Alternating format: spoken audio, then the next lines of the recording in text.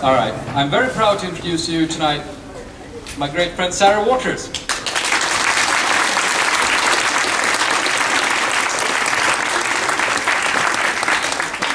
Thank you. It is. Thank you, Jan. It is, and thank you for hosting me. What a wonderful library. It really is a great treat to be here. So thank you for having me.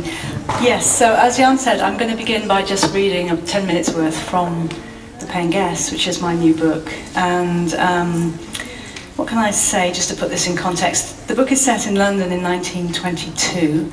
It's set in a bit of South London called Camberwell, and specifically within Camberwell a bit called Champion Hill, which even today is a rather genteel area, but was particularly so in 1922.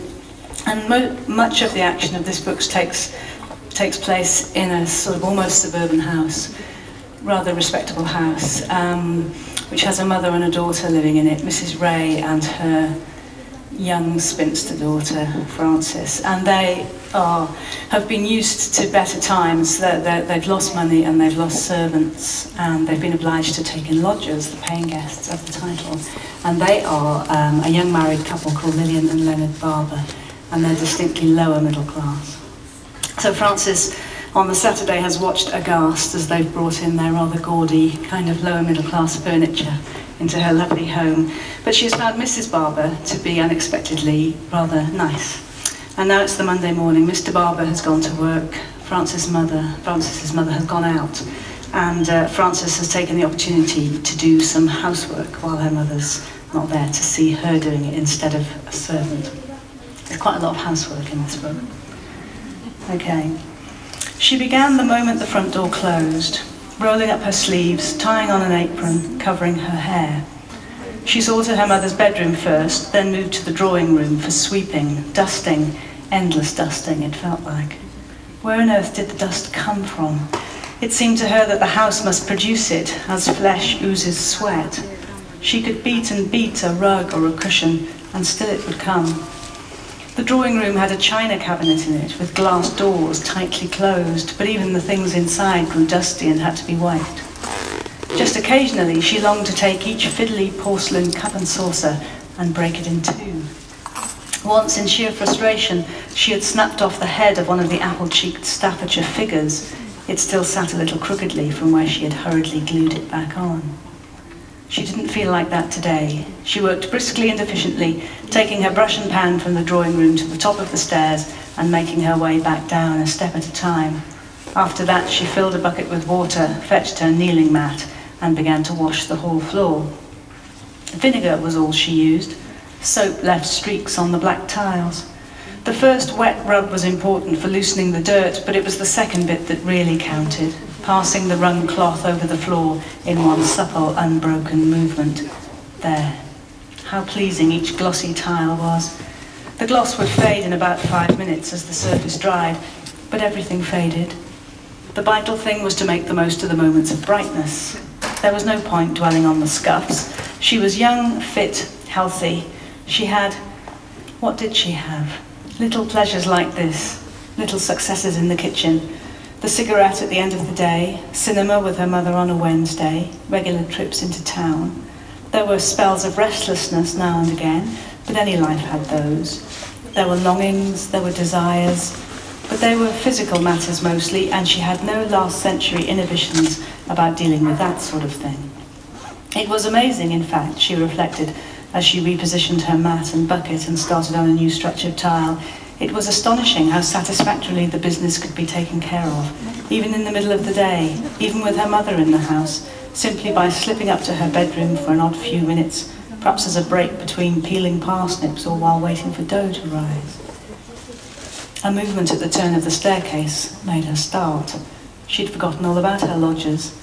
Now she looked up through the banisters to see Mrs. Barber just coming uncertainly down. She felt herself blush, as if caught out, but Mrs. Barber was also blushing. Though it was well after 10, she was dressed in her nightgown still. She had some sort of satiny Japanese wrapper on top, a kimono, Frances supposed the thing was called, and her feet were bare inside Turkish slippers. She was carrying a towel and a sponge bag. As she greeted Frances, she tucked back a sleep-flattened curl of hair and said shyly, I wondered if I might have a bath. Oh, said Frances, yes, but not if it's a trouble. I fell back asleep after Len went to work and... Frances began to get to her feet. It's no trouble. I shall have to light the geyser for you, that's all. My mother and I don't usually light it during the day. I should have said last night. Can you come across? You'll have to hop. Here's a dry bit, look. Mrs. Barber, however, had come further down the stairs and her colour was deepening. She was gazing in a mortified way at the duster on Frances's head, at her rolled-up sleeves and flaming hands, at the housemaid's mat at her feet, still with the dents of her knees in it. Frances knew the look very well. She was bored to death with it, in fact, because she'd seen it many times before, on the faces of neighbours, of tradesmen, and of her mother's friends, all of whom had got themselves through the worst war in human history, yet seemed unable, for some reason, to cope with the sight of a well-bred woman doing the work of a char. She said breezily, "You remember my saying about us not having help? I really meant it, you see. The only thing I draw the line at is laundry. Most of that still gets sent out. But everything else I take care of. The brights, the roughs, yes, I've all the lingo." Mrs. Barber had begun to smile at last, but as she looked at the stretcher floor that was still to be washed, she grew embarrassed in a different sort of way. "I'm afraid Len and I must have made an awful mess yesterday," she said. "I wasn't thinking." "Oh," said Frances, "these tiles get dirty all by themselves. Everything in this house does. Besides, you'd be amazed what a whiz I can be with a mop. Here, let me help." Mrs. Barber was on the bottom stair now and clearly doubtful about where to step to. After the slightest of hesitation, she took the hand that Frances offered, braced herself against her grip, then made the small spring forward to the unwashed side of the floor. Her kimono parted as she landed, exposing more of her nightdress and giving an alarming suggestion of the rounded, mobile, unsupported flesh inside. They went together through the kitchen and into the scullery. The bath was in there beside the sink. It had a bleached wooden cover used by Frances as a draining board. With a practiced movement, she lifted this free and set it against the wall. The tub was an ancient one that had been several times re-enamelled, most recently by Frances herself, who was not quite sure of the result. The iron struck her today, especially, as having a faintly leprous appearance. The Vulcan geyser was also rather frightful, a greenish riveted cylinder on 3 bowed legs. It must have been the top of its manufacturer's range in about 1870, but now looked like the sort of vessel in which someone in a Jules Verne novel might make a trip to the moon. "It has a bit of a temperament, I'm afraid," she told Mrs. Barber. "You have to turn this tap, but not this one. You might blow us sky high if you do. The flame goes here." She struck a match. "Best to look the other way at this point. My father lost both his eyebrows doing this once. There." The flame with a whoosh had found the gas. The cylinder began to tick and rattle. She frowned at it, her hands at her hips. "What a beast it is. I am sorry, Mrs. Barber. I do wish this house was more up to date for you." But Mrs. Barber shook her head. "Oh, please don't wish that." She tucked back another curl of hair. Frances noticed the piercing for her earring, a little dimple in the lobe. "I like the house just as it is," she said. "It's a house with a history, isn't it? Things, well, they oughtn't always to be modern. There'd be no character if they were." And there it was again, thought Frances. That niceness, that kindness, that touch of delicacy. She answered with a laugh, "Well, as far as character goes, I fear this house might be rather too much of a good thing. But I'm glad you like it. I'm very glad. I like it too, though I'm apt to forget that. Now, we oughtn't to let this geyser get hot without running some water, or there'll be no house left to like, and no us to do the liking. Do you think you can manage? If the flame goes out, it sometimes does, I'm sorry to say, give me a call." Mrs. Barber smiled, showing neat white teeth. "I will. Thank you, Miss Ray." Frances left her to it and returned to her wet floor. The scullery door was closed behind her and quietly bolted. But the door between the kitchen and the passage was propped open, and as Frances retrieved her cloth, she could hear very clearly Mrs. Barber's preparations for her bath, the rattle of the chain against the tub, followed by the splutter and gush of the water. The gushing, it seemed to her, went on for a long time.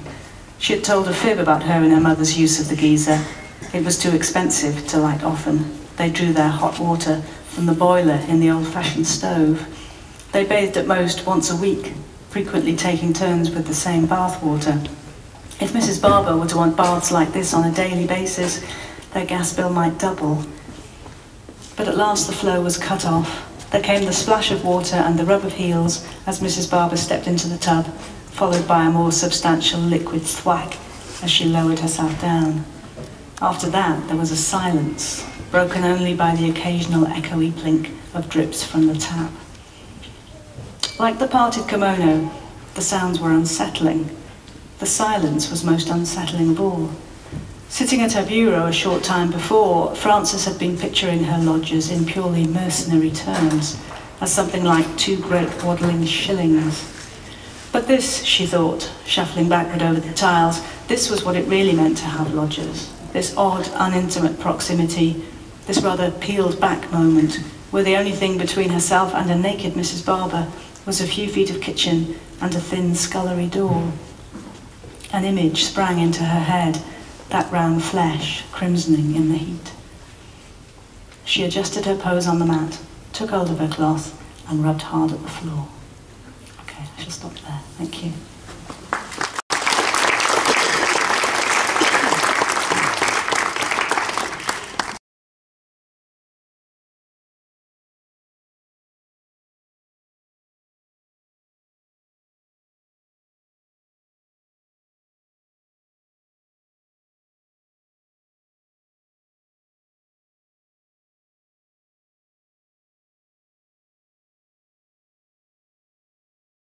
My name is Jan and I run the English bookshop across the street, and I have for 20 years this year. One of the best things about my work is, of course, that I get to meet interesting people. I can call authors up or email them and use the bookshop as an excuse when it's really just me wanting to get in touch with the authors. But that's fine, I have an excuse.